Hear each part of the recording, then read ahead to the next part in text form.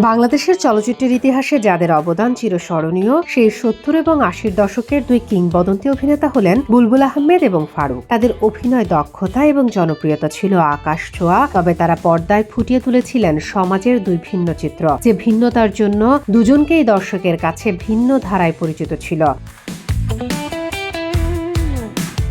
বুলবুল আহমেদ পরিচিত ছিলেন তার মার্জিত শহুরে এবং রোমান্টিক ভাবমূর্তির জন্য। তার অভিনয় দক্ষতা ছিল সূক্ষ্ম এবং বুদ্ধিদীপ্ত, যা তাকে জটিল এবং সংবেদনশীল চরিত্রগুলোতে সফল করে তুলেছিল। সিনেমা পেরিয়ে বা শরৎচন্দ্রের দেবদাসের মতো ছবিতে তার অভিনয় ছিল পরিশীলিত এবং আবেগপূর্ণ। তার জনপ্রিয়তা ছিল মূলত শিক্ষিত ও শহুরে দর্শকদের মধ্যে, যারা তার আভিজাত্য ও সাবলীল অভিনয়ে মুগ্ধ ছিলেন। বুলবুল আহমেদ যেন ছিলেন টলিউডের সৌম্য নায়কের প্রতীক।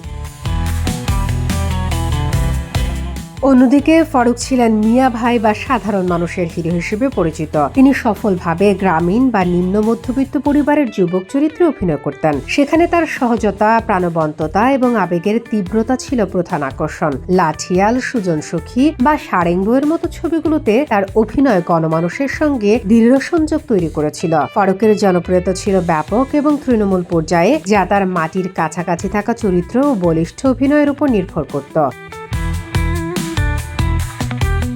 তুলনা করলে দেখা যায় বুলবুল আহমেদ যেখানে শহুরে পরিশীলিত রোমান্সের প্রতীক, ফারুক সেখানে গ্রামীণ জীবনের আবেগ ও সংগ্রামের প্রতিচ্ছবি। এই দুই বিপরীত ধারা সত্ত্বেও তারা দুজনেই তাদের স্বতন্ত্র পথে হেঁটে বাংলাদেশের চলচ্চিত্রকে এক গৌরবময় উচ্চতায় নিয়ে গিয়েছিলেন। মেঠোপথ থেকে বহমান নদীর ধারার সাথে যোগসূত্র ছিল ফারুকের হিরোইজম ক্যারিয়ারে, আর কনক্রিট শহরের সকেটের গাঁথুনির সাথে মিলিয়ে ভক্তমহল বুলবুল আহমেদের হিরোইজম ক্যারিয়ার বিবেচনা করত। শামীমা আক্তার, বাংলা বাজার পত্রিকা, ডিজিটাল।